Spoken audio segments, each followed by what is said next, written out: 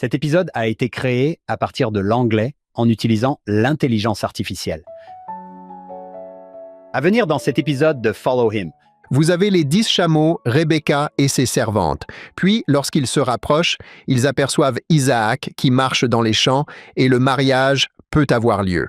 C'est le coup de foudre et les gens qui lisent cette histoire se disent « Oh, c'est une histoire d'amour romantique ». Et c'est vrai, mais c'est bien plus que cela. Bonjour à tous, bienvenue dans un nouvel épisode de Follow Him. Je m'appelle Hank Smith. Je suis votre animateur. Je suis ici avec mon co-animateur. Il est mon co-animateur depuis plus de 5 ans. Ces 5 années m'ont semblé n'être que quelques jours, John, by the way. John, bienvenue à nouveau. Un nouvel épisode de Follow Him. Juste quelques jours. Savez-vous d'où cela vient, John? Oui. Cela vient de Genèse 29, verset 20, où Jacob a servi 7 ans pour Rachel. Mais ces 7 années, dit-on, lui ont semblé n'être que quelques jours, tant il l'aimait. N'est-ce pas magnifique, John? Nous avons aujourd'hui le privilège d'accueillir frère Mike Harris. Mike, bienvenue sur Follow Him.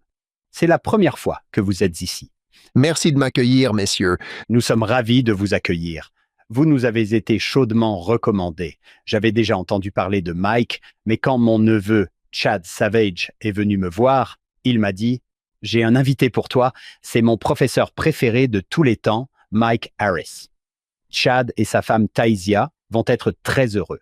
John, cela fait maintenant un certain temps que nous parcourons les premiers chapitres de la Genèse. Quand vous pensez à Jacob, le prophète Jacob, pas celui du livre de Mormon, mais celui d'Abraham, Isaac et Jacob, qu'est-ce qui vous vient à l'esprit? Nous parlons beaucoup de la postérité de Jacob, de son nom changé en Israël et de la maison d'Israël. Et dans ces chapitres, je pense au mariage et à leur importance pour Isaac et Rebecca. Nous repensons tous à Jacob et en parlons beaucoup, n'est-ce pas, à propos d'Israël et de la maison d'Israël, et que Dieu prévale. Oui, cette famille initiale, combien de fois entendons-nous l'expression Abraham, Isaac et Jacob, et nous voici dans ces histoires.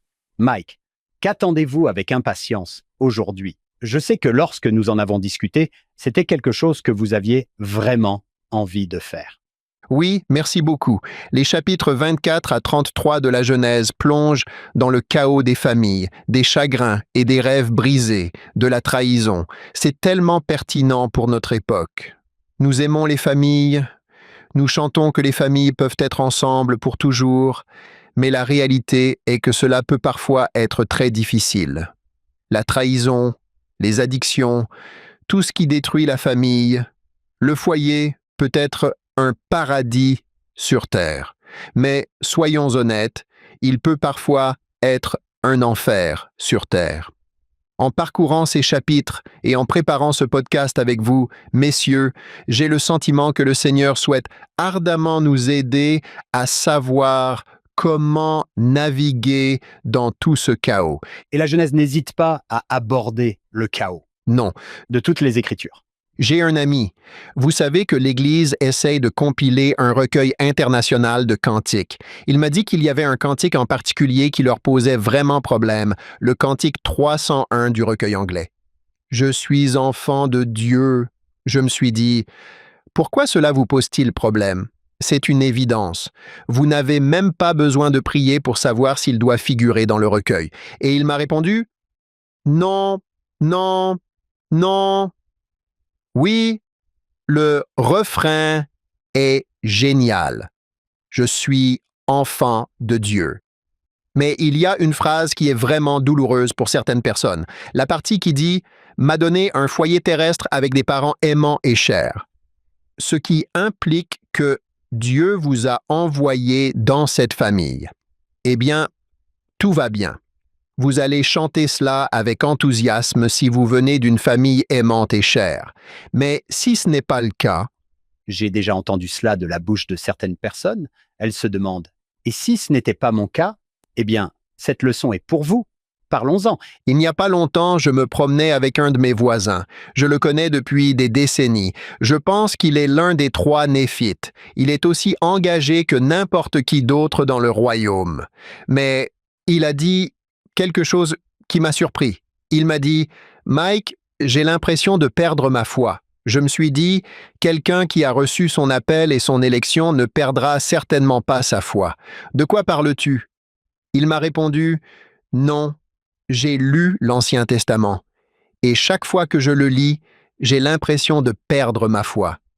Il y a tellement de choses étranges et choquantes. Le Seigneur dit à plusieurs reprises et avec insistance, « J'ai aimé Jacob, mais j'ai haï Ésaü. » Et on se dit qu'il y a des choses délicates et qu'on veut pouvoir aborder le texte et l'interpréter de manière responsable et fidèle. Je pense qu'on peut parler de certains outils qui peuvent nous aider à le faire. Ah, merveilleux. J'adore ça. Lisons de manière exégétique. C'est le mot, oui. En parlant d'hymne, ma femme et moi chantons parfois qu'il y a de la beauté tout autour quand il n'y a personne à la maison. D'accord? Oui.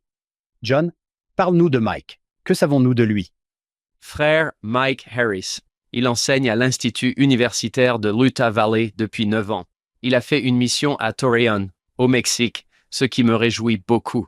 Comment je m'en suis sorti? Après son retour, il a fréquenté l'université Brigham Young, où il a obtenu une licence en espagnol avec une mineure en sciences familiales.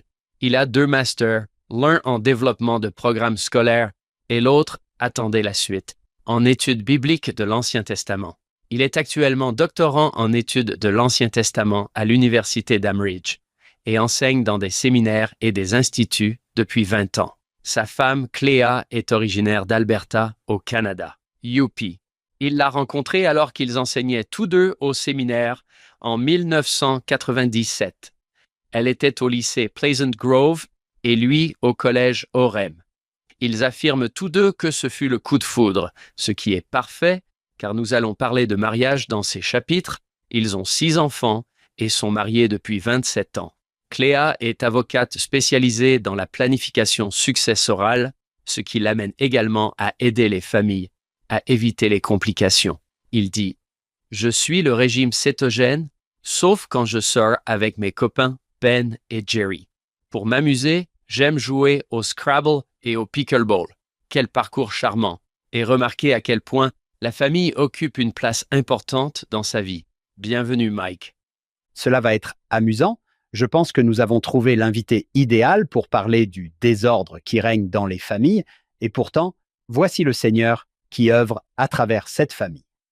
Commençons par le manuel « Viens et suis-moi », puis Mike, John et moi sommes prêts à apprendre. Le nom de la leçon de cette semaine est « Que Dieu prévale ». Comment s'assurer la bénédiction de Dieu? On pourrait dire que l'histoire de Jacob, petit-fils d'Abraham et de Sarah, est l'histoire d'un homme qui a appris la réponse à cette question. Dans une culture où le fils aîné recevait la bénédiction du droit d'aînesse, Jacob est né deuxième, agrippant le talon de son frère jumeau, Ésaü. Le nom Jacob signifie supplantateur, celui qui remplace quelqu'un d'autre. Jacob a été à la hauteur de ce nom en essayant plus d'une fois de supplanter Ésaü comme héritier de la bénédiction du droit d'aînesse, car Ésaü n'en était pas digne. Il en résulta une discorde au sein de la famille et Jacob dut fuir pour sauver sa vie dans le désert. Des années plus tard, Dieu ordonna à Jacob de rentrer chez lui. En chemin, Jacob, dans son humilité, chercha à nouveau à obtenir la bénédiction de Dieu. Les Écritures décrivent ce moment comme une lutte pour Jacob, qui déclara qu'il n'abandonnerait pas tant que Dieu ne l'aurait pas béni. Puis vint la leçon et la bénédiction. Dieu changea le nom de Jacob en Israël, ce qui signifie, entre autres, que Dieu prévale. Israël apprit que, pour recevoir les bénédictions les plus précieuses de Dieu, les bénédictions de son alliance, il n'était pas nécessaire de supplanter quelqu'un d'autre. Ces bénédictions ne s'achètent pas, ne se saisissent pas et ne se gagnent pas. Il les accorde librement à tous ceux qui sont dignes du nom d'Israël, qui laissent Dieu prévaloir dans leur vie. C'est très bien écrit. Très bien, Mike. Par où veux-tu commencer? Comment Dieu bénit-il exactement la famille? Oui, la foi, la prière, le repentir, le pardon, le respect, l'amour, la compassion, le travail et les activités récréatives saines apportent des bénédictions. Mais il y a autre chose qui est vraiment essentielle. C'est ma partie préférée de la déclaration au monde sur la famille. Vous avez ce ton solennel de la déclaration et à la toute fin. Et ensuite, Et jouer au pickleball. Oui, sortir et faire des choses. Cela me rapproche encore plus de mon Père céleste. Cela peut paraître idiot, mais il veut que je m'amuse. C'est le Dieu en qui je crois. Oui, toutes ces choses sont essentielles si nous voulons avoir un foyer heureux. Mais comme je l'ai dit, il y a autre chose. Plongeons-nous donc dans le verset 1. Genèse chapitre 24, verset 1. Nous allons y trouver quelque chose d'inattendu. En fait, en préparant ce podcast, je n'avais jamais vu cela auparavant. Il est écrit ici, Abraham était vieux, avancé en âge, et le Seigneur avait béni. C'est ce que nous voulons, n'est-ce pas? Nous voulons être bénis, bénis comme Abraham en toutes choses. Mais attendez une minute. Vraiment, je sais que nous sommes censés compter nos bénédictions, mais juste un instant, faites-moi plaisir. À ce moment de la vie d'Abraham, comptons ses non-bénédictions. D'accord, même dans le texte, lui-même, il est vieux. Il y a des aspects positifs à être vieux, mais en général, quand je veux me lever d'une chaise, je dois faire un effort. Et il y a quelques problèmes là, et puis non, c'est comme si on doublait la mise. La phrase suivante, bien avancé en âge. Quoi? Ça ne suffisait pas de dire qu'il était vieux? Pourquoi insister là-dessus? J'ai fait une recherche et chaque fois que cette expression apparaît, ce n'est jamais bon. Très rapidement. Dans 1 Roi, chapitre 1, verset 1, David est frappé par l'âge et il est dit que David n'a pas de chaleur. Dans le Nouveau Testament, Élisabeth et Zacharie sont frappés par l'âge et ils ont beaucoup souffert et ne peuvent pas avoir d'enfants. Gédéon, dans le livre de Mormon, est dit être frappé par de nombreuses années. Il n'a pas pu résister au coup de Néor et a donc été tué. Même Saria et Néphi, qui sont sur le bateau, sont décrits par la même expression « il semble qu'ils soient frappés par l'âge ». Ils n'ont donc pas pu calmer Laman et Lémuel lorsqu'ils se sont comportés avec une extrême grossièreté et ils étaient sur le point d'être enterrés avec leurs cheveux gris dans une tombe aquatique. Ce verset souligne, vous savez, que dans l'ancien texte hébreu, il n'y a pas de division en chapitres. Le verset juste avant le verset 1 ici, si nous allons au chapitre 23, verset 20, que s'est-il passé? Il vient d'enterrer sa femme et les gens ont de bonnes intentions et disent des choses. C'est comme, eh bien, vous savez, c'était son heure. Elle a vécu une longue et belle vie et pour les justes, il n'y a pas de douleur. Mais, vous savez quoi? Je ne sais pas. Je pense que pour une bonne personne qui est juste et qui a vraiment aimé, oh, la mort fait mal. En fait, je lisais le livre du président Dallin H. Oak intitulé Life Lesson Learned, leçon de vie apprise. Il donne un aperçu tendre et touchant de ce qu'il a vécu lorsque sa première femme est décédée. Il dit, je cite, lorsque nous perdons un conjoint, nous ne réalisons généralement pas à quel point nous sommes profondément blessés pendant un certain temps. Nous ne fonctionnons pas bien physiquement ou mentalement. Nous ne devrions pas prendre de décisions importantes avant d'être à nouveau presque entièrement rétablis. Le temps nécessaire varie d'une personne à l'autre. Pour moi, cela a été le cas, et cela me stupéfie, car il est un témoin spécial du Christ, et voilà ce qu'il dit. Pour moi, il m'a fallu environ 1 an avant de pouvoir me faire confiance pour prendre une décision personnelle importante.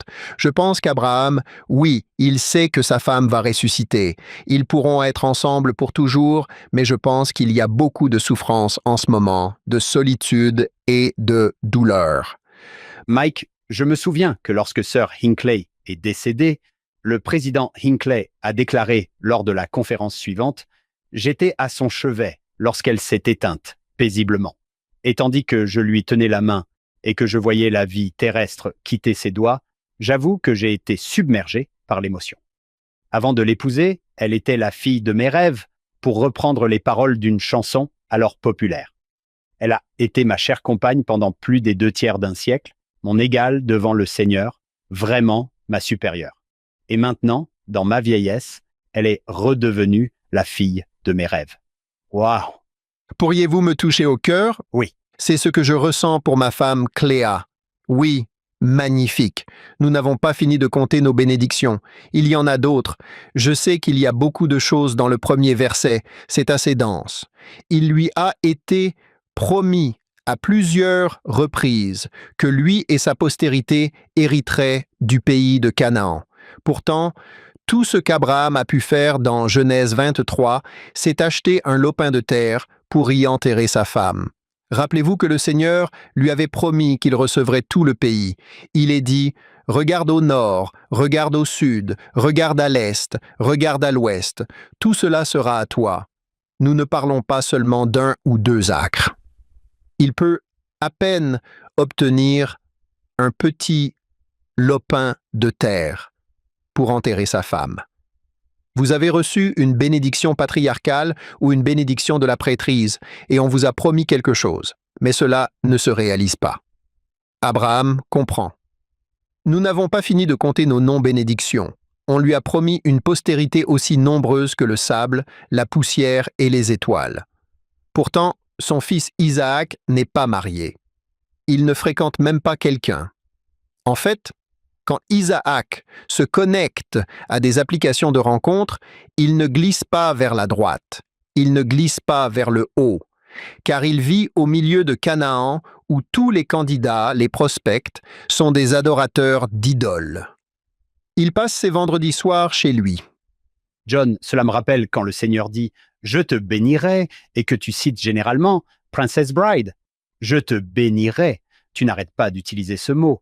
Je ne pense pas que cela signifie ce que tu crois. Oui, je ne vois pas les choses de la même manière. Je ne vois pas les bénédictions de la même manière que vous. Ici, au verset 1, il est dit que le Seigneur avait béni Abraham en toutes choses. Le mot hébreu derrière « béni » est « barak ». Si vous regardez comment il est utilisé ici dans les premiers chapitres de la Genèse, il est à plusieurs reprises explicitement lié à la multiplication et au repeuplement de la terre. Dans le chapitre 1 de la Genèse, le Seigneur crée les animaux des champs et leur donne des ordres. Il les bénit, puis leur ordonne immédiatement de se multiplier et de repeupler la terre. Et au verset 26, il en va de même pour Adam et Ève. Puis, dans Genèse 9, verset 1, Noé bénit ses fils et leur ordonne ensuite de se multiplier et de remplir la terre. On le voit se répéter encore et encore. Abraham se demande: où est la bénédiction? La postérité sera aussi nombreuse que le sable de la mer. Cela ne se produit pas. À la fin du verset 1, il est dit qu'Abraham fut béni en toutes choses. Toutes choses. En hébreu, le mot utilisé pour cela, et je ne pense pas qu'il apparaisse ailleurs dans la Bible hébraïque, est akol, qui signifie tout ou l'ensemble. Si vous traduisiez littéralement de l'hébreu, mais aucune version anglaise ne le traduit ainsi, elle dirait toute qu'il a été béni en tout ou dans toute chose ou de toutes les manières. Cela véhicule l'idée qu'Abraham est béni dans tous les domaines imaginables. Mais c'est tellement contradictoire. Attendez une minute. Vraiment? Le verset le plus lu du livre de Mormon est « Moi, Néphi, étant né de bons parents, j'ai donc reçu quelque enseignement de mon père et j'ai vu beaucoup d'afflictions au cours de ma vie. » Puis, la phrase suivante, « Oui, ayant été grandement favorisé par le Seigneur. » Attendez, quoi? Un verset enseigne exactement la même chose, à savoir que le Seigneur considère apparemment les bénédictions comme des occasions de grandir. Oui, nous devons continuer à lire pour comprendre ce que le texte essaie de nous dire. Et Hank, c'est une belle référence croisée. Que fait Abraham pour bénir sa famille? Il suffit de lire les Écritures, d'aller à l'église, de faire ses prières. Bien sûr, il fait tout cela, mais il fait aussi autre chose. Au chapitre 24, au fur et à mesure que nous avançons, verset après verset, nous trouverons des indices qui nous montreront comment nous pouvons vraiment bénir notre famille. Passons au verset 2.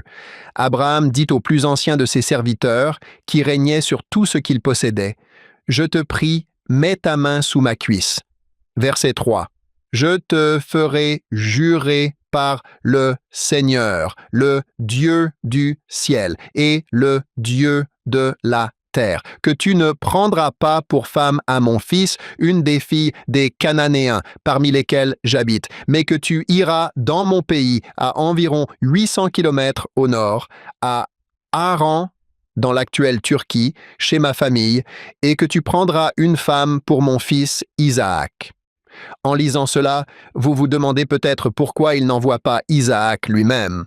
Je dirais que dans tout l'Ancien Testament, quitter le pays de Canaan est souvent assimilé à vivre en dehors des bénédictions de l'Alliance.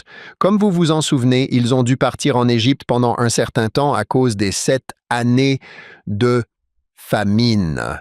Pendant qu'ils sont là-bas, Jacob ou Israël est sur le point de mourir et il demande à son fils Joseph, celui qui porte le manteau de plusieurs couleurs, de prêter serment. « Tu veilleras à enterrer mes os à Canaan. » Puis Joseph meurt lui aussi en Égypte et fait prêter serment à son peuple, un serment solennel. « Vous veillerez à enterrer mes os à Canaan », suggérant ainsi le message théologique selon lequel je dois faire partie de l'Alliance.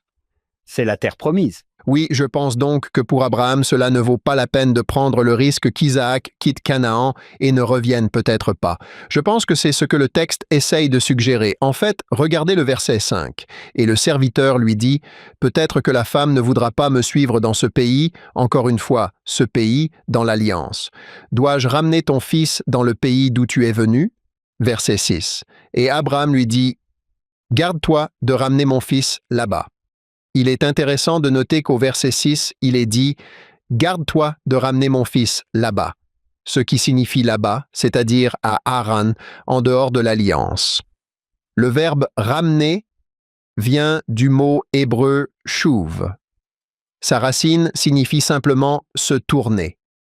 Ce mot est souvent utilisé dans le contexte de la repentance où l'on se tourne vers le Seigneur, ou parfois dans le contexte de l'apostasie où l'on se détourne du Seigneur. Je pense donc que le texte suggère que je ne veux pas que mon fils se détourne de l'Alliance. Je comprends. Ésaïe a nommé son fils Shear-Jashub. Une partie reviendra. Je n'y avais pas pensé, c'est magnifique. Donc, pour bénir nos familles, oui, nous devons lire les Écritures et aller à l'église, faire nos prières et jouer au pickleball. Remarquez comment Genèse 24 souligne que si nous voulons vraiment bénir notre famille, nous devons nous concentrer sur l'alliance. Le manuel « Viens et suis-moi » que vous avez lu au début du podcast, Hank, est vraiment très bien fait. Mais cela vaut la peine d'être répété.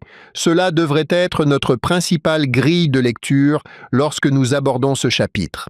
Et c'est afin que Dieu bénisse pleinement nos familles que Genèse 24 nous invite à nous concentrer sur l'alliance. Le serviteur semble réaliser à quel point c'est important. Il dit « Et si la femme ne veut pas revenir ?»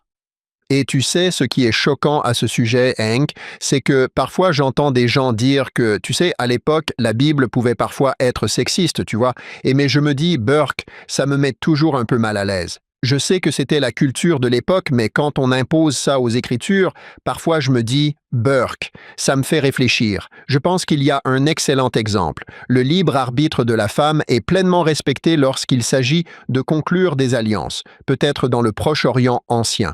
On vous aurait poussé et manipulé pour conclure un traité ou une alliance, non pas avec le Seigneur, mais avec le roi ou un dirigeant. Mais lorsqu'il s'agit de conclure des alliances ou des traités avec Dieu, il dit clairement « Je ne veux pas vous pousser. Cela doit venir à 100% de vous. » Et vous voyez cela mis en évidence ici, dans le texte. On ne s'attendrait pas à cela de la part de leur culture. Au verset 8, « Si la femme ne veut pas te suivre, alors tu la forceras ? Non. Alors tu seras libéré de mon serment. » Il y a consentement et le libre arbitre est respecté. Je suis heureux que vous ayez souligné cela. Est-ce que je lis bien? Il dit de le ramener. Est-ce que c'est ce qu'Abraham dit au serviteur, que si la femme ne veut pas venir, il veut que son fils revienne? Seulement, tu ne ramèneras pas mon fils. Est-ce qu'il dit qu'il veut qu'il revienne à la maison? Je pense que ce qu'il dit au verset 6, c'est « Écoute, si tu ne trouves pas de candidate digne d'épouser mon fils, quoi que tu fasses, tu ne peux pas emmener mon fils hors de la terre promise. Tu ne peux pas l'emmener loin d'ici, à Canaan. Tu ne peux pas l'emmener à Haran. Il doit rester dans l'alliance. C'est mon dernier souhait. » D'accord. Alors Mike, est-ce que je comprends bien que le serviteur va partir à la recherche d'une femme pour Isaac, mais qu'Isaac va rester en Israël, à Canaan, et que le serviteur dit « Et si elle ne veut pas venir ici ?» Abraham répond « Eh bien, d'accord, si elle ne veut pas venir ici, alors tu n'as pas besoin de lui trouver une femme, car quoi qu'il arrive, il n'ira pas là-bas pour la rejoindre. » Exactement. Je comprends. D'accord. Je veux qu'Isaac reste ici, dans le pays de Canaan. Le texte cherche à souligner qu'Isaac doit rester dans le pays / l'alliance. Je comprends. Parce que dans votre esprit, le pays et l'alliance sont la même chose. Oui, Synonyme dans ce cas. C'est ce que nous faisons. Nous assimilons l'alliance à la terre. J'aime la façon dont vous l'avez dit, la terre / l'alliance, qui nous fait tous comprendre pourquoi c'est si important ici. Il ne s'agit pas seulement d'un bien immobilier, mais de l'alliance. oui. Et pour développer cette idée, vous voyez cela dans le livre du Deutéronome où il est décrit « Je veux vous emmener dans un pays où coule le lait et le miel. » Eh bien, je suis allé en Israël, vous êtes allé en Israël, l'Israël moderne. Est-il connu pour son lait et son miel? Vous devez goûter leur miel. Le livre du Deutéronome est rempli de ce langage poétique. Comme si vous m'étiez fidèle, quand vous y arriverez, il n'y aura pas de maladie. Aucune de vos femmes ne souffrira de stérilité ou d'infertilité. Toutes ces hyperboles où, clairement, tout au long de l'Ancien Testament, le Seigneur associe le fait d'être dans la terre promise à une sorte d'ombre du paradis, qui ne peut être atteint que par l'obéissance et la loyauté à l'alliance. Aujourd'hui, dans notre culture moderne, nous avons des amis, de la famille, des parents, des dirigeants d'église qui peuvent parfois nous mettre la pression en nous disant « Hé, tu dois te marier au temple, tu dois recevoir ta dotation. » Peut-être que parfois, dans notre culture, nous mettons trop de pression. Nous mettons de la pression, je veux dire, toute cette pression, ce n'est peut-être pas entièrement mauvais, je veux dire que cela vient d'une bonne intention. Mais en fin de compte, le texte ici dit que nous devons respecter le libre arbitre de la femme. Elle doit finalement conclure une alliance si elle le souhaite. Et cela est vrai pour nous aujourd'hui. Qu'en est-il du verset 7? Avons-nous vu une référence à l'alliance dans le verset 7? Il est dit « Le Seigneur Dieu du ciel qui m'a fait sortir de la maison de mon père, c'est-à-dire de l'endroit où il a grandi, son terrain de jeu était à Ur, dans l'actuel Iran, en Irak, et du pays de ma parenté, et qui m'a parlé et m'a juré en disant « À ta postérité, je donnerai ce pays. » Il enverra son ange devant toi, et tu prendras de là une femme pour mon fils. Nous avons ici, dans ce verset, quelques références à l'alliance. Les 3 premiers mots, le Seigneur Dieu, si vous regardez en hébreu, généralement, vous avez d'abord les verbes suivis du sujet, et c'est une très bonne traduction. Elle met le Seigneur Dieu au premier plan. Elle place le Seigneur Dieu dans ce que nous appelons une position emphatique. Je veux dire, nous pouvons nous agenouiller à côté de notre lit et faire des promesses à Dieu. Je promets d'être un bon garçon. Je promets d'être une bonne fille. J'irai à l'église si tu me bénis. Bref, nous essayons de passer des accords avec Dieu. Je suppose que c'est très bien, mais lorsqu'il s'agit d'alliances officielles, nous ne fixons pas les conditions. Vous voyez ici que c'est le Seigneur Dieu qui prend l'initiative de faire bouger les choses. Verset 9, devons-nous continuer? Oui, continuons. Et le serviteur mit sa main sous la cuisse d'Abraham, son maître, et lui jura à ce sujet. Il semble que la JST au verset 2 et 9, remplace cuisse par main. Il est intéressant de noter que dans Genèse chapitre 47, verset 29, juste avant que Jacob ne meure en Égypte, il fait promettre à Joseph qu'il veillera à ce que ses os soient enterrés en Canaan. Comme je le disais tout à l'heure, il lui dit de mettre sa main sous sa cuisse et il n'y a pas de JST.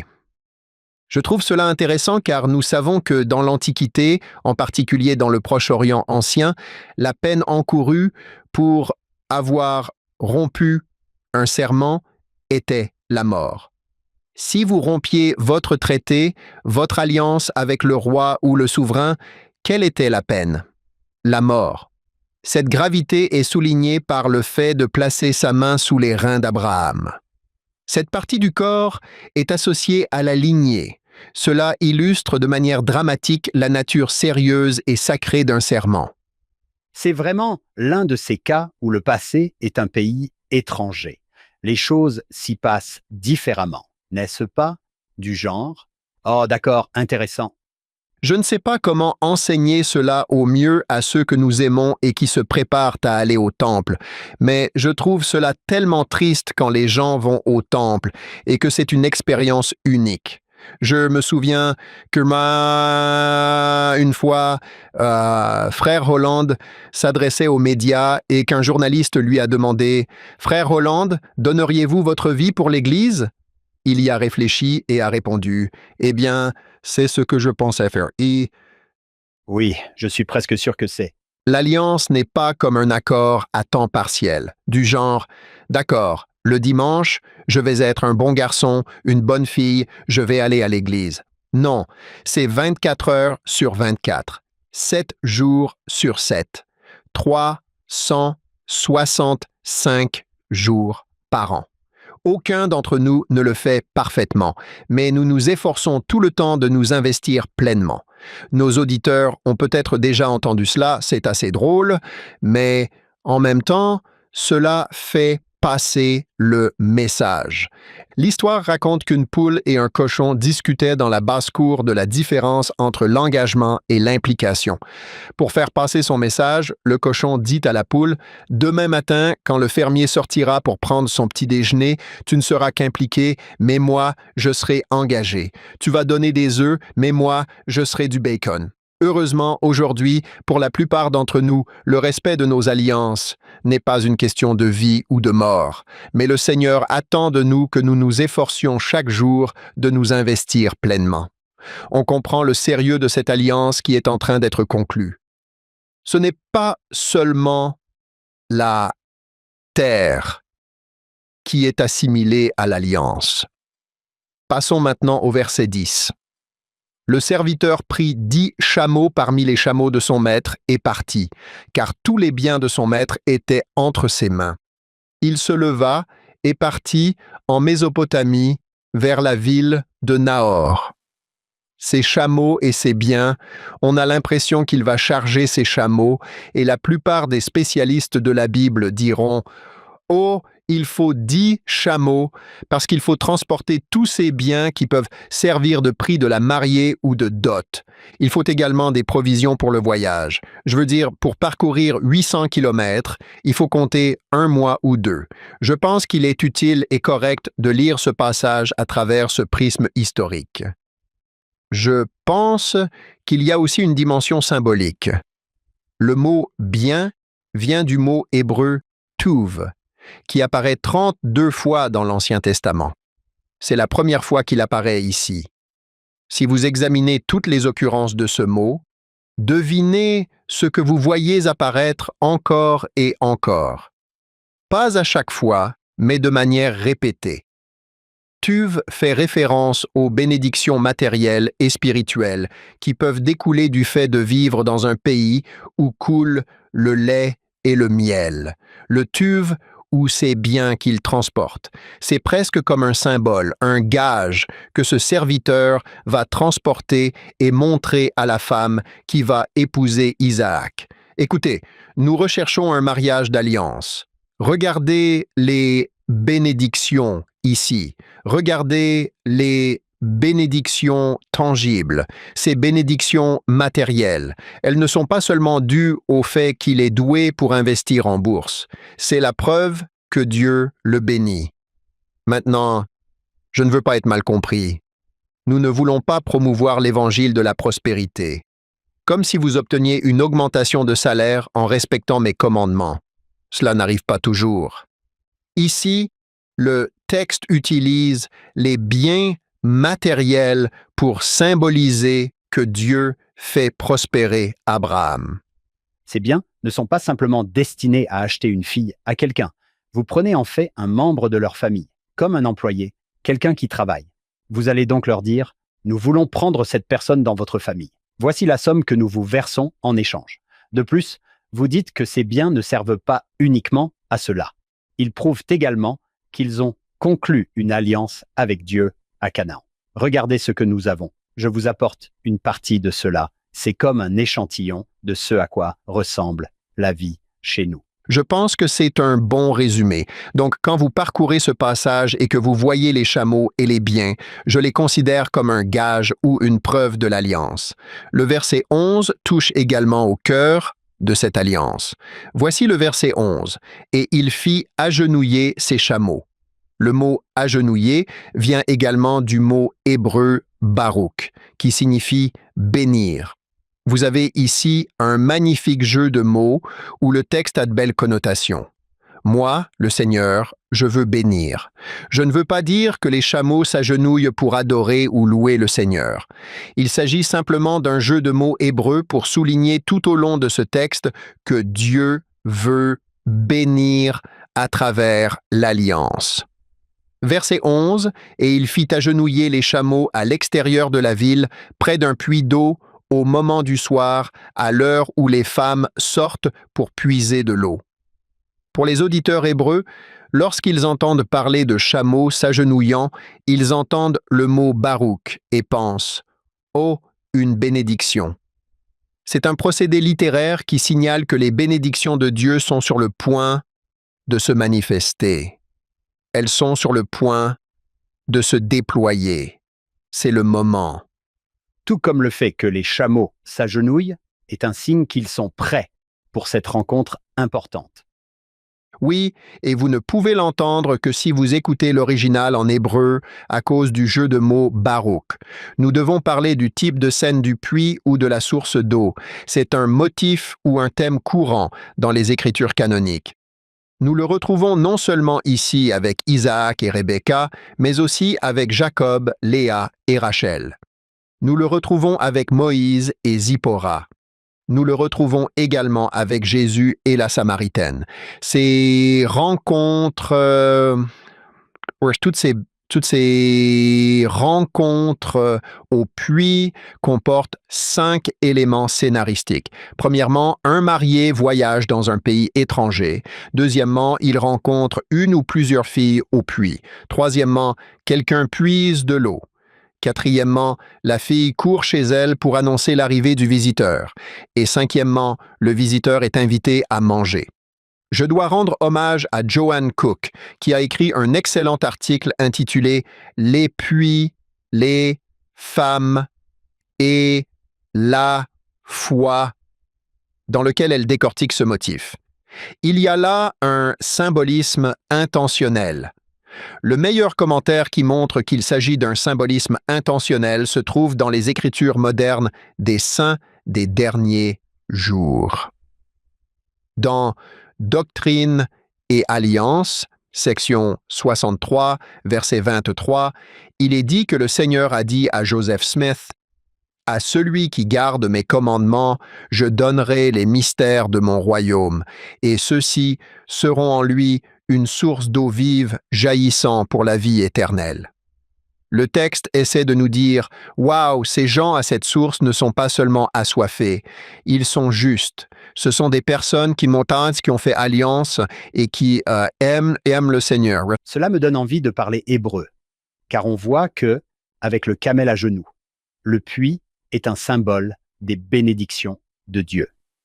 Quelque chose d'important de la part de Dieu est sur le point de se produire. Il ne s'agit pas seulement du mariage entre un homme mortel et une femme, Isaac et Rebecca. Il s'agit également de nous rappeler le mariage que le Seigneur souhaite avec son peuple, l'alliance avec Israël. Ce thème du mariage entre le Seigneur et son peuple est présent tout au long de la Bible. Les 10 vierges, 5 sont sages et 5 sont folles.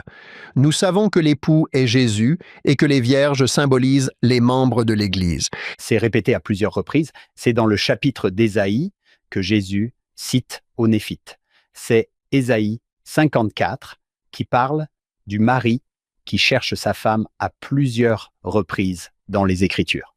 Il est l'époux d'Israël.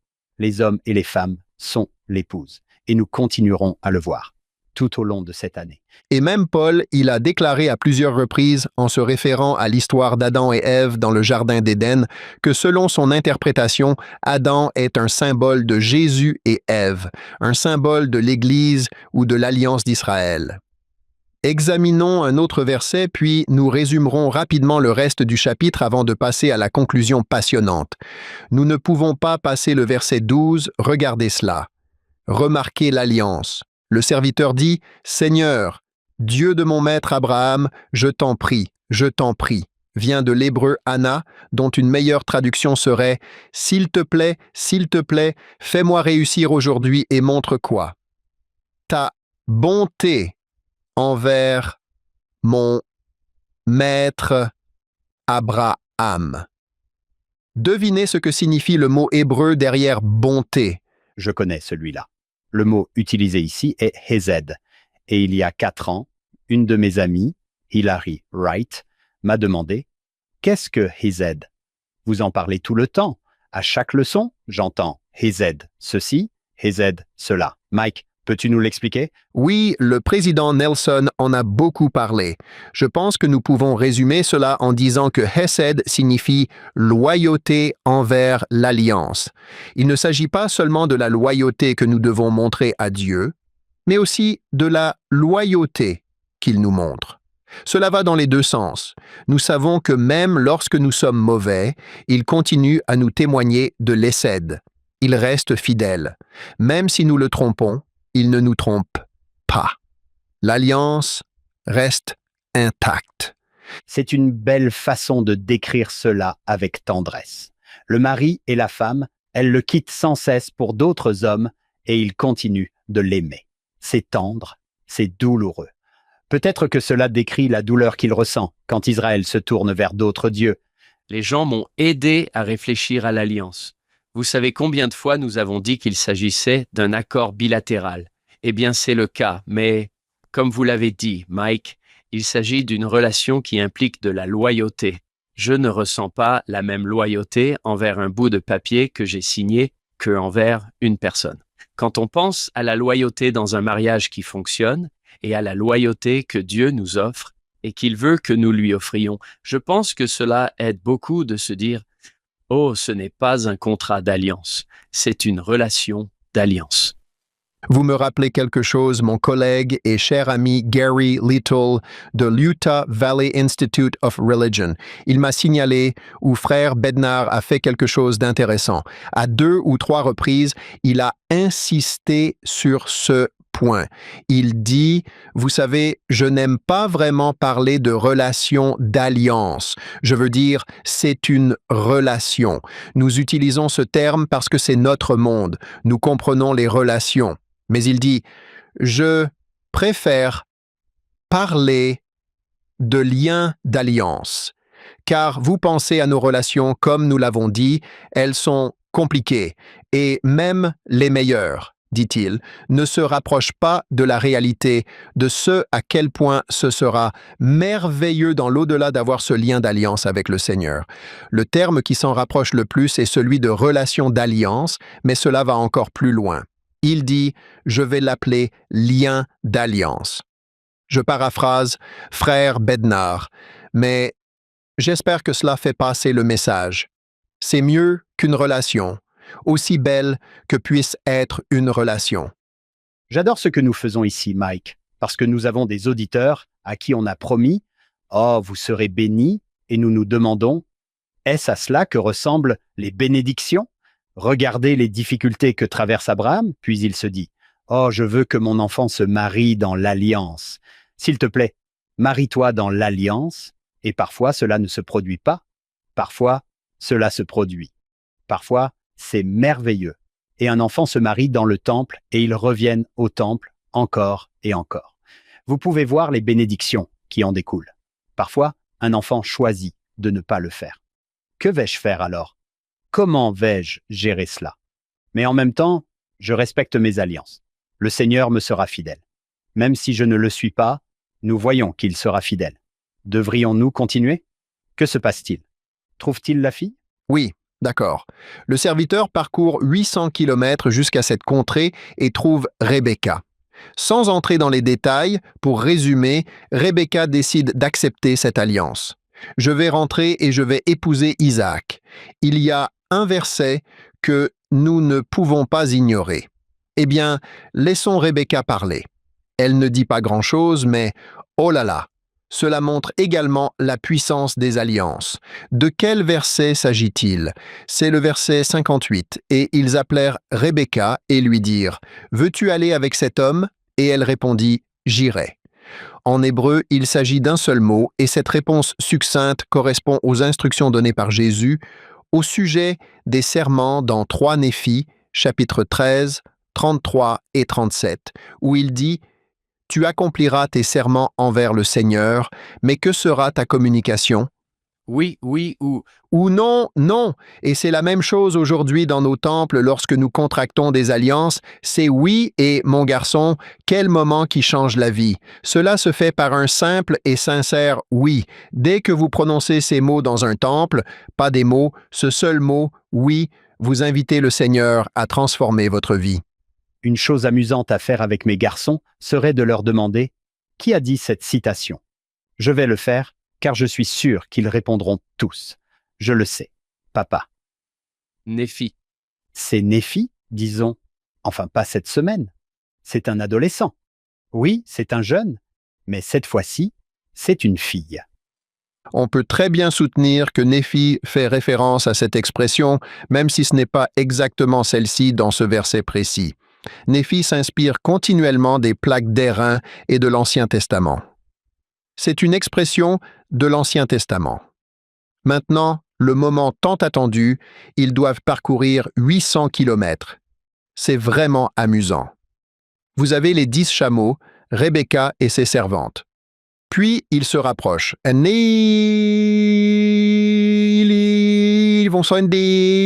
vont voir Isaac marcher dans les champs, puis il y aura le mariage, où ils vont tomber amoureux au premier regard. Et les gens qui lisent ça se disent « Oh, c'est une histoire d'amour romantique. » Ouais, et c'est vrai, mais c'est bien plus que ça. Si on décrypte le symbolisme, surprise! Bienvenue dans le monde de l'Ancien Testament. Je vais révéler mon ignorance. En 1995, je suis allé voir un film et c'était le pire. Tom Hanks jouait dedans et je sais qu'il a obtenu une note de 7,7 sur IMDb. Les critiques l'ont tous adoré. C'est un film très populaire. Je suis sûr que vous en avez entendu parler, mais c'était vraiment le pire. Je l'ai détesté. J'étais tellement excité parce que tout le monde en disait du bien. Le nom du film est Apollo 13. C'est tout. Je sors de la salle. Je n'oublierai jamais, je me suis tourné vers ma femme et je lui ai dit « C'était ennuyeux. C'était horrible. » Et elle m'a regardé comme si je plaisantais. « De quoi tu parles? Où étaient les extraterrestres? » Et elle m'a regardé. Ce n'était pas de la science-fiction, c'était basé sur une histoire vraie, et je l'ai regardé. Je n'avais aucune idée que c'était le cas, d'accord. Je sais que j'aurais dû connaître mon histoire, mais je ne la connaissais pas. Je m'attendais à un film de science-fiction et je m'ennuyais à mourir. Je n'ai pas compris le genre. Oui, le genre à 100%. Je ne veux pas exagérer, mais cela se produit sans cesse.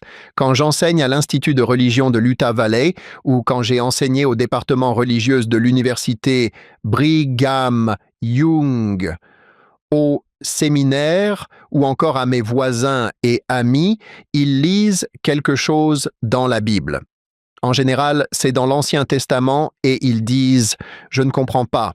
Ou souvent, c'est dans Genèse 1, 2 ou 3 avec l'endowment et ils disent « je suis tellement frustré » ou « ça n'a pas de sens ». Je peux vous dire que dans 95% des cas, c'est parce qu'ils le lisent d'un point de vue historique. La Bible n'est pas un manuel d'histoire, ou, pour citer le président Nelson parlant du livre de Mormon, elle contient de l'histoire, mais ce n'est pas un manuel d'histoire. Je ne sais pas comment enseigner cela. Vous savez, je dis aux gens, ce n'est pas un livre historique. Vous devez rechercher le symbolisme. Ils ont encore du mal à l'accepter, mais cela ferait toute la différence si nous pouvions changer notre angle d'interprétation et commencer à rechercher le symbolisme dans les messages théologiques. Si nous vérifions chaque fait dans la Bible, nous risquons parfois de perdre notre foi. Nous allons être confus, nous allons penser que Dieu est bizarre et méchant. Mais si nous cherchons à le décrypter à travers un prisme symbolique et en identifiant le genre littéraire approprié, pouvons-nous donner un exemple en utilisant la conclusion du chapitre 24 de la Genèse? D'accord. Le symbolisme est un langage à part entière. À première vue, cela ressemble simplement à une belle histoire d'amour entre Isaac et Rebecca. Pouvons-nous essayer quelque chose? Je voudrais que nous lisions ces versets, mais chaque fois que nous tombons sur quelque chose qui pourrait être un symbole, je voudrais que nous retirions le symbole et que nous insérions la signification. Par exemple, Isaac peut sans doute être un symbole. Revenons au chapitre 22 de la Genèse. Abraham est sur le point de le sacrifier sur l'autel. Isaac, dans ce contexte, est clairement un symbole de Jésus. Je suggère que nous transposions ce symbolisme ici, donc Isaac, pensez à Jésus, Rebecca, la femme, et Hank, vous y faisiez référence tout à l'heure, n'est-ce pas? Oh, stérile, tu ne portes pas d'enfant, et nous savons que Rebecca va être stérile ici, n'est-ce pas? Selon Ésaïe et d'autres passages, Rebecca peut servir de symbole pour l'Église, ou l'alliance d'Israël. Maintenant, lisons cela à travers ce prisme à partir du verset 61. Rebecca se leva, ainsi que ses servantes, elles montèrent sur les chameaux et suivirent l'homme, et le serviteur prit Rebecca et partit. Maintenant, lisons cela symboliquement. L'alliance d'Israël où les membres de l'Église se levèrent, ainsi que ses servantes. Soit dit en passant, le mot « servante » vient du mot hébreu « na'ara ». Et j'ai un collègue et ami dans mes études de doctorat à Amridge qui vient de terminer sa thèse. Il a fait une étude sur chaque occurrence du mot na'ara, utilisé ici pour désigner des servantes. Parfois, il désigne des femmes, parfois des hommes, mais il existe de nombreux mots hébreux pour désigner les garçons, les filles, les jeunes gens, les jeunes filles, les enfants, et ils proviennent tous de ce mot hébreu na'ara. Cependant, il utilise parfois d'autres mots hébreux, comme « yéled », qui signifie « enfant ». Après avoir mené cette étude approfondie du mot « na'ara », il a remarqué qu'il désigne un statut élevé. Je dirais que lorsqu'il est question de jeunes filles, cela fait également référence à l'alliance d'Israël. Ces femmes et ces hommes, ces membres de l'alliance, chevauchaient des chameaux. Encore une fois, que symbolisent les chameaux et toutes ces marchandises qu'ils transportent? Les bénédictions de l'Alliance. Oui, ce sont les gardiens de l'Alliance, ils ont monté des chameaux et ont suivi l'homme. Le mot hébreu pour homme est Eved, qui signifie serviteur. Les prophètes de la Bible hébraïque sont souvent appelés les serviteurs du Seigneur. Je dirais que le serviteur devrait être comme le prophète, et ils ont suivi le prophète, et le serviteur ou le prophète a pris Rebecca ou l'alliance d'Israël et a poursuivi son chemin. Ils sont sur le chemin de l'alliance. Verset suivant, Isaac vint du puits Lahaï-Roi, car il habitait dans le pays du sud. Je vais le lire de manière symbolique. Le Seigneur vint du puits, vous avez cette eau vive, et Lahaï-Roi signifie en hébreu puits de la vie de la vision, ou puits des vivants et de la vision de Dieu. Jésus vient de ce puits où il peut voir, il a cette vision. Oh, et puis il est dit qu'il habitait dans le pays du Sud. Le pays du Sud est le Neguev. C'est la partie la plus méridionale d'Israël et c'est un désert. C'est sec. Souvent, dans l'Ancien Testament, cela symbolise, oui, vous êtes dans l'Alliance, mais cela transmet un sentiment de tristesse ou de solitude. Et Jésus veut se marier ou avoir cette connexion d'alliance avec son peuple, et cela ne s'est pas encore produit. Donc, je pense que c'est intentionnel qu'ils viennent de ce pays du Sud. Avant de participer à ce podcast, j'ai fait des recherches, je ne dirais pas partout, mais j'ai fait des recherches assez approfondies. Je me suis dit, est-ce que quelqu'un a déjà souligné cela? Il y a probablement quelqu'un qui a écrit un article à ce sujet, mais si l'un de nos auditeur connaît quelqu'un qui a exploré cette question plus en profondeur, j'aimerais le savoir. J'aime cette comparaison. Israël, sous l'Alliance, a bénéficié des bénédictions de l'Alliance et a suivi le prophète. J'aime bien où vous voulez en venir. Oui. Je dois dire que je suis impressionné par Rebecca. Vous savez, quand on lit ce chapitre, juste au moment où il la rencontre, elle court partout. Elle transporte 300 gallons d'eau pour abreuver ses chameaux. Puis, quand elle découvre que c'est le plan de Dieu pour elle, elle dit « J'irai ». Elle quitte sa famille et je pense que elle ne les reverra probablement plus jamais. Je ne sais pas s'il voyageait souvent aussi loin, Mike, mais c'est un long chemin à parcourir à cette époque. Elle est prête à faire ce sacrifice, à quitter sa famille pour aller rejoindre Isaac, et cela rejoint en quelque sorte ce que vous nous dites. Nous abandonnons tout pour aller à la rencontre du Seigneur en tant qu'Israël de l'Alliance.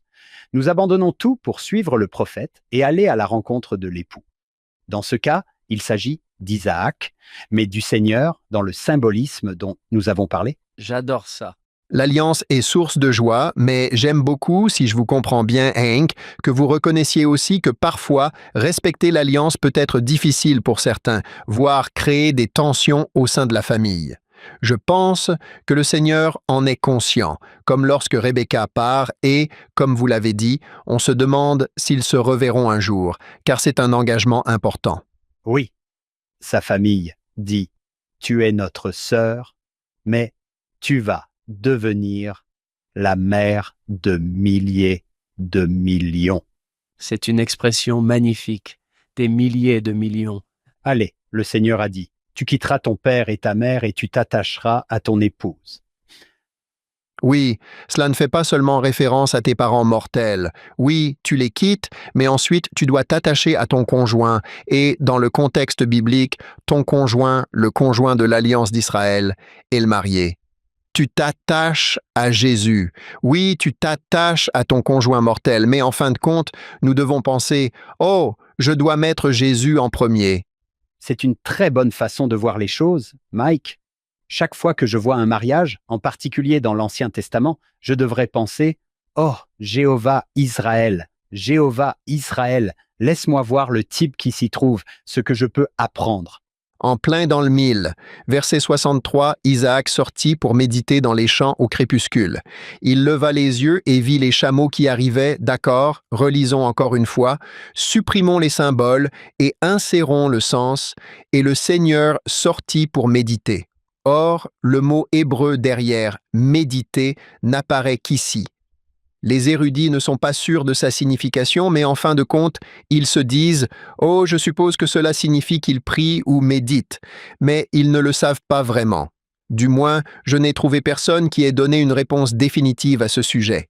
Jésus est sorti pour prier dans les champs, et dans les Écritures, les champs symbolisent souvent cette terre, ce monde. Il est donc sur terre, et à quel moment de l'histoire de la terre? Au crépuscule, c'est la fin des temps, c'est la seconde venue. Vous ne pouvez pas sauter cette partie. Il leva les yeux au verset 64. Rebecca lèvera plus tard les yeux, cette expression « lever les yeux ». Nous devons approfondir cela. Il y a un érudit biblique, un bon érudit chrétien, qui a examiné chaque fois que cette expression apparaît en hébreu, et elle apparaît 50 fois, souvent dans la version KJFI. Vous verrez non seulement « lever les yeux », mais parfois vous verrez l'expression traduite par « jeter un regard ». Il les a toutes étudiées et il dit « Vous savez quoi? J'ai déterminé qu'il s'agit d'une expression idiomatique, hébraïque, qui peut avoir deux significations différentes selon le genre littéraire. Dans un texte historique, cela signifie examiner attentivement ou regarder de près, mais dans un texte prophétique ou révélateur, cela signifie avoir une vision ou avoir une révélation. Maintenant, restez avec moi car je m'emballe peut-être un peu trop là-dessus, mais cela me touche vraiment profondément. Je me demande si cette expression idiomatique hébraïque se retrouve dans les écritures de la restauration des saints des derniers jours, dans le livre de Mormon, Doctrine et Alliance, Perles de grand prix. Cette expression « lever les yeux » ou « poser les yeux ». Et voilà. Que trouvons-nous? Je pense que ce savant a tout à fait raison. Je ne pense pas qu'il essaie de prouver au monde que le livre de Mormon est vrai, mais c'est quand même assez cool. Je dois rendre hommage à ce chercheur. Il s'agit de S.C. Rafe. Si quelqu'un souhaite consulter son article, il s'intitule « To Look Up », regardez vers le haut. Maintenant, regardez ici, dans la Perle de Grand Prix, au chapitre 1 de Moïse. Il est dit que Moïse leva les yeux, c'est l'expression idiomatique, vers le ciel, rempli du Saint-Esprit, qui rend témoignage du Père et du Fils, invoquant le nom de Dieu. Que se passe-t-il? Il contemple sa gloire. Il a une vision. Il reçoit une révélation. Léhi, un Néphi, chapitre 8, la célèbre barre de fer menant à l'arbre. Il dit « Je jetai les yeux autour de moi, dans l'espoir de découvrir aussi ma famille. Mais que voit-il? Il contemple le fleuve d'eau, un arbre et ses fruits. Il reçoit cette expérience révélatrice. On voit cela à plusieurs reprises dans le livre de Mormon. Néphi et d'autres prophètes font référence à la façon dont les anciens Israélites murmuraient, puis ils sont mordus par des serpents venimeux. Moïse place le serpent d'airain sur le poteau, puis il dit « Vous devez regarder », mais l'expression est « Vous devez lever les yeux ». C'est l'idiome utilisé ici. Et si vous levez les yeux, vous serez guéris. Nous pouvons lire cela d'un point de vue historique. Oui, si vous jetez un coup d'œil, « Allez, papa, tu es en train de mourir. Tourne simplement la tête et jette un coup d'œil et tu ne mourras pas. » D'accord, nous pouvons le lire ainsi. Je pense que le texte essaie de dire que si vous regardez vers Jésus-Christ, si vous recevez cette révélation plus complète, alors la guérison viendra. Et vous avez dans Élaman, Néphi et Léhi dans le livre d'Élaman. Rappelez-vous, ils sont dans la prison lamanite et ils pensent qu'ils vont être détruits. Mais ensuite, il est dit, je cite, « Néphi et Léhi levèrent les yeux comme pour voir d'où venait la voix. Et voici, ils virent les cieux s'ouvrir, et des anges descendirent du ciel et les servaient. » Ils ont cette révélation et puis, bien sûr, nous devons donner l'exemple tiré de 3 Néphi 11 que nous avons tous lu. Les Néphites entendirent aussi une voix, la voix d'Élohim, le Père, et il est dit, et la voix venait comme si elle sortait du ciel. Et ils levèrent les yeux autour d'eux, car ils ne comprenaient pas la voix qu'ils entendaient. Maintenant, je pense qu'ici, quand il est dit « ils regardèrent autour d'eux », c'est juste un contexte historique. Ils se disent « Waouh, qu'est-ce que je viens d'entendre? Qu'est-ce que c'était? » Et ils essaient juste d'examiner la situation de près. Ils essaient de comprendre. Ils n'ont pas encore de révélation. Puis remarquez ce qui se passe. Continuez à lire, et voici, la 3e fois, ils comprirent la voix qu'ils avaient entendue. Et elle leur dit, « Voici mon fils bien-aimé, en qui j'ai mis toute mon affection, en qui j'ai glorifié mon nom, écoutez. » Arrêtez-le.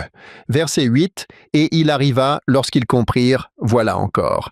La deuxième fois, ils levèrent à nouveau les yeux vers le ciel, et voici, que voient-ils?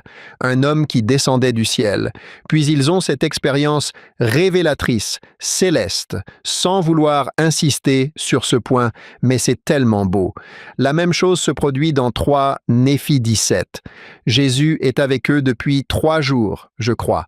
Ils sont fatigués, épuisés, et il dit qu'il a levé les yeux vers la multitude. Il voit qu'ils sont fatigués et leur dit qu'il doit partir, et il les voit en larmes.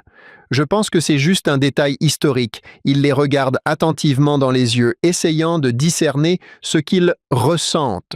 Remarquez qu'à la fin du chapitre, cette même expression passe d'une simple observation attentive à une expérience révélatrice.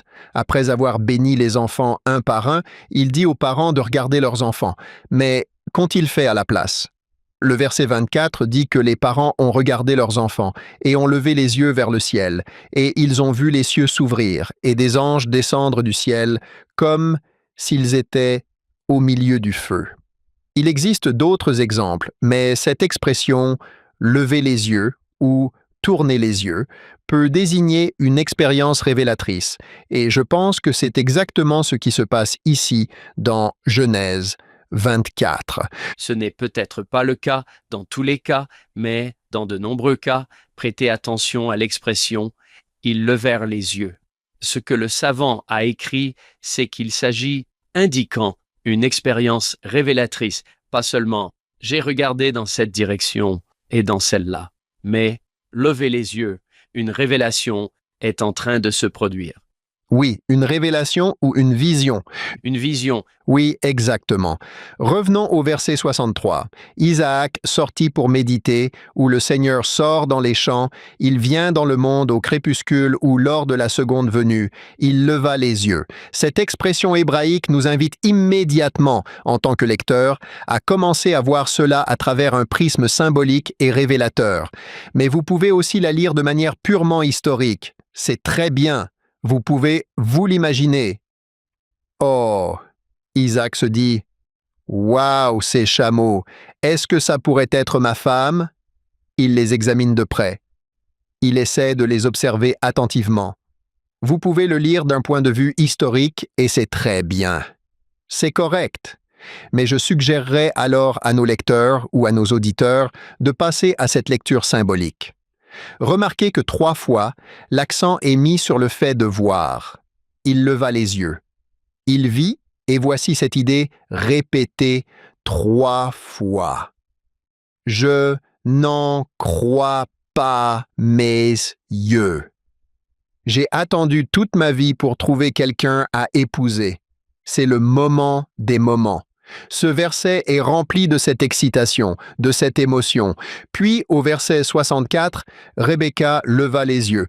Et quand elle vit Isaac, elle descendit de son chameau. Maintenant, lisons cela de manière symbolique. C'est mon nouveau verset préféré.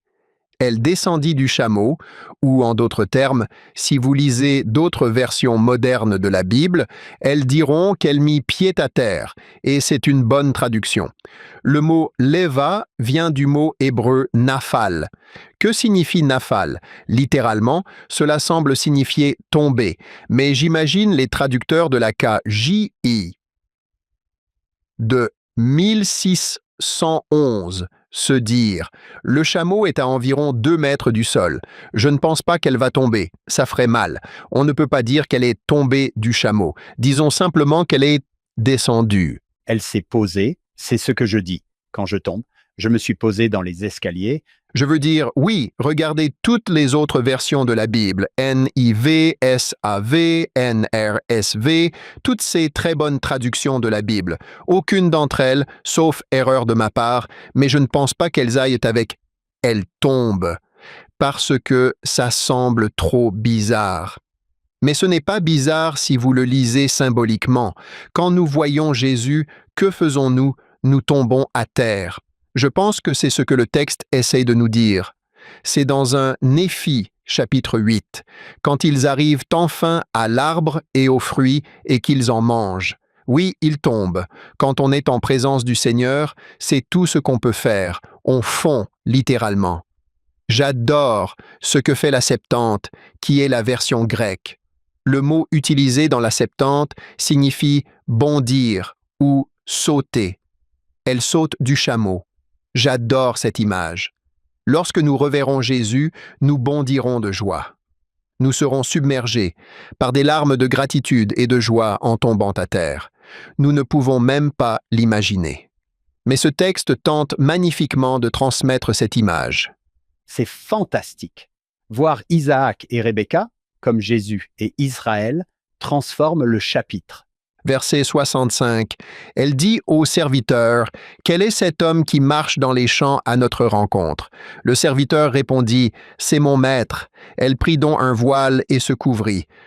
Devrions-nous déchiffrer le symbolisme 65, car l'Alliance Israël avait dit au serviteur, le prophète, « Quel est cet homme qui marche dans les champs, cette terre qui est descendue sur terre pour nous rencontrer? Qui est-ce » C'est la même réaction que nous avons dans 3 Néphi 11. Ils ont vu un homme descendre. Ils ont pensé que c'était un ange, mais qui est cet homme qui descend du ciel? C'est le prophète qui explique que c'est mon maître, et c'est là que l'on comprend, « Oh, c'est la personne que je vais épouser. » Mais d'un point de vue symbolique, « Oh, c'est le marié. » Si c'est Jésus qui apparaît dans toute sa gloire, que ferons-nous, vous et moi? Tu vas prendre un voile et tu vas te couvrir. Maintenant, historiquement, tous les commentateurs de la Bible diront « Oh, c'est une ancienne pratique du Proche-Orient pour montrer la modestie, et cela indique que tu vas te marier. » Tu es la mariée. C'est une interprétation historique légitime. Ensuite, le texte s'appuie sur cette culture pour indiquer également, tout au long des Écritures, que lorsque tu as un voile sur le visage, c'est pour te protéger. Cela signifie que tu dois être transfiguré afin de pouvoir supporter la gloire et la puissance de Dieu. Au verset 66, le serviteur raconte à Isaac tout ce qu'il a fait. Le prophète va rendre compte de ses actes. Les prophètes, quels sont les bras droits du Seigneur, tant dans l'Antiquité qu'aujourd'hui. Cela a toujours été ainsi. Puis, cela se termine ainsi. J'adore le verset 67 et Hank, cela nous ramène à ce que tu as mentionné dans Ésaïe 54. Isaac l'amena chez sa mère. Oh, j'ai envie de pleurer. Isaac l'amena dans la tente de sa mère Sarah, prit Rebecca pour femme et l'aima. Isaac fut consolé après la mort de sa mère. D'accord, et nous pouvons lire cela d'un point de vue historique. C'est une belle histoire d'amour. Ils sont mariés, ils sont enfin ensemble. Et ils s'aiment. C'est doux, c'est tendre, c'est beau. Mais lisons cela de manière symbolique. C'est le Seigneur qui a initié cela, qui a amené l'alliance d'Israël dans la tente de Sarah. La tente de Sarah n'est pas seulement une structure en toile pour nous protéger du vent. Dans la Bible hébraïque, la tente fait référence à plusieurs reprises au temple ou au tabernacle de Moïse. Et dans Ésaïe 54, dont vous parliez au verset 1, il est dit « Agrandissez la tente, faites de la place, pas seulement pour que nous puissions accueillir tout le monde. » Je veux dire, nous avons aujourd'hui près de 400 temples sur terre. Ce n'est pas seulement que nous voulons que les gens aillent au temple, mais Dieu veut que la terre entière soit un temple. Il veut que sa présence demeure et il veut que nous demeurions ici sur terre avec lui. En fin de compte, c'est la destinée de la terre de devenir un grand temple où Dieu peut être avec nous 24 heures sur 24, 7 jours sur 7. Le Sauveur nous amène, nous, son épouse, dans la tente, ou plutôt, je dirais, en sa présence. Et il a pris Rebecca. C'est magnifique. Ce n'est pas dit, mais c'est sous-entendu. C'est le moment où le voile est levé. Et pour citer Moroni chapitre 7, nous pouvons le voir tel qu'il est. Elle est devenue sa femme et il l'aimait. Et c'est tellement beau. Isaac a été réconforté. On pourrait s'attendre à ce qu'il soit dit « Et Rebecca fut réconfortée ».